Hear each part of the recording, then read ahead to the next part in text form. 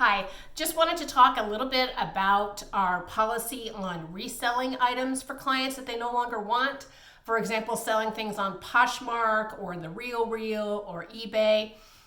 We don't do that service. I actually have a connections, a colleague locally who will sell things for people, but it's got to be priced at least $30. And there's a lot of things that he feels really are not worth doing.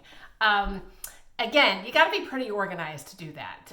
You've got to have a place set aside in your house. You have to learn the platforms. You have to handle shipping. You have to ship things to people on time. And honestly, by the time you do all that, it's just really not worth it for a lot of people. So that's why, believe me, if I could make money doing it, I'd be doing it. And it's just not really worth my time, and I don't think it's worth the client's time either. They're better off actually taking a tax deduction for donating things. That in itself is a little problematic because of the new tax laws.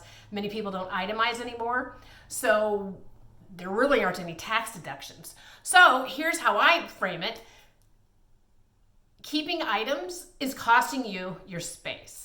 And when you release them, you gain space. That's really the benefit to letting go of things. It's not about whatever money you think you can get for selling it to somebody in Ohio and then shipping it and all that.